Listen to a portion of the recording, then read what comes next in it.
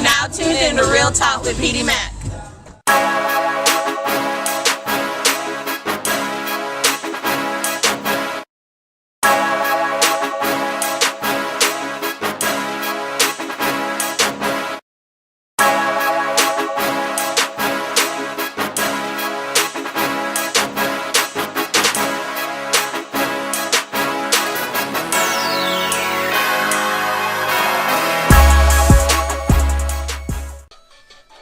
I'm back, people. I know it's been a long time. I shouldn't have left you without some real talk to listen to. What's up? This is your boy Petey Mac, and I want to welcome y'all back for season 2 of Real Talk with Petey Mac. I know a lot of y'all wondering why you been gone so long. Well, I was working on the oil spill in Mississippi, and I was staying at my father's house because he lives in the area I was working in.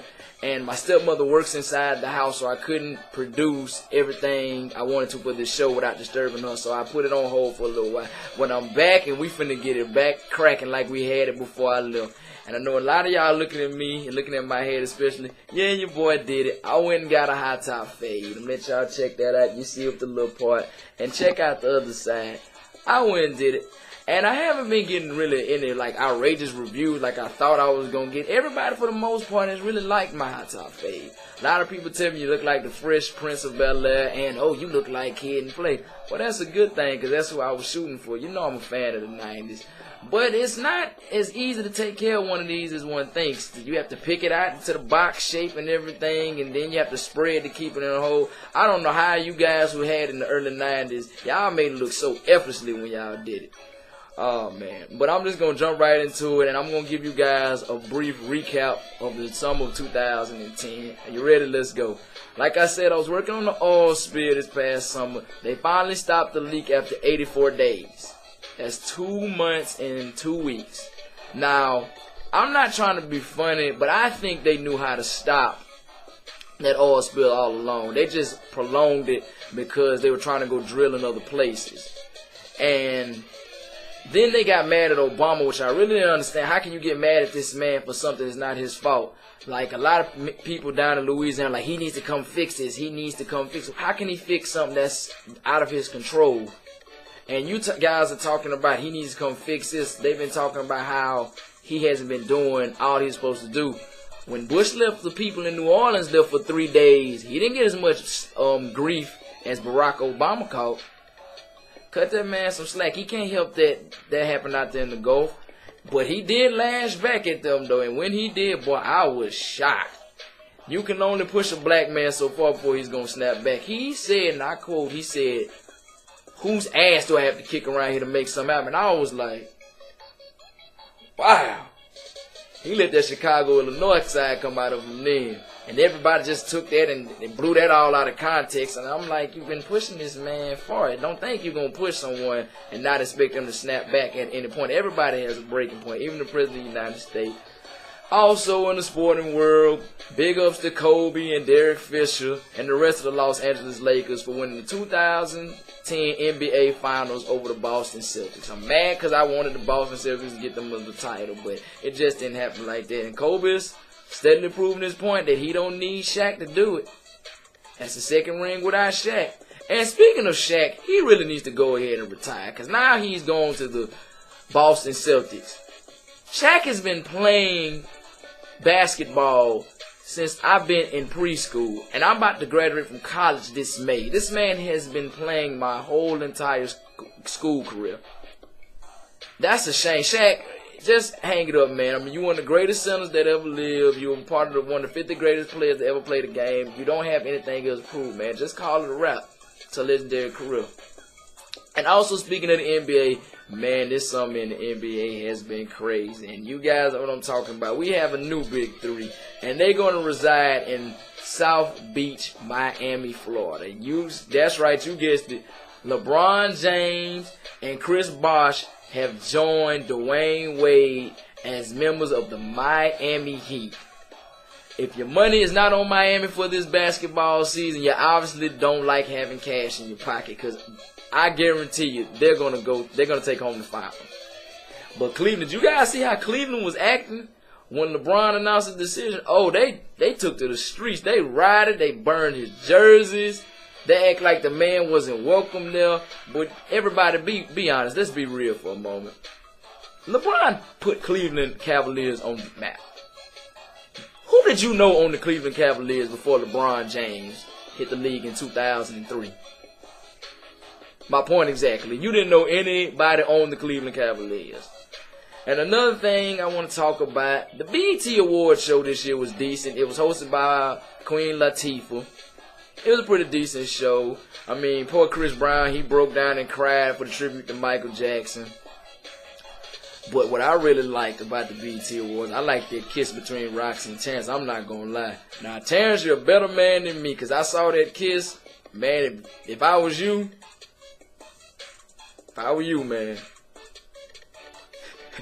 Yeah, I'm not going to say that. I'm going to keep it PG-13 on here. But the funniest part and the worst part, did you guys hear Kirk Franklin sing? Oh my goodness, I did not know that man could not sing, man. No wonder he always talks on all of those God's Property records, because he cannot sing. He started to sing. I was like, no, man. You need to stop. And speaking of Queen Latifah, they said that she has finally come out the closet and admitted that she was gay. Who does that really surprise? If you were surprised that Queen Latifah was gay, you have not been living on planet Earth for the last 20 years. Because it's kind of like what Cat Williams has said about Michael Jackson, God rest his soul, about him not having any woman. When the last time you saw Queen Latifah and thinking her and that man was getting it on heavily? My point is exactly on that too. And speaking of homosexuality in Hollywood, Tyler Perry is a trip, y'all. And I think you guys know what I'm talking about. Did y'all see that episode of the Boondocks where they were making fun of him? Well, not him.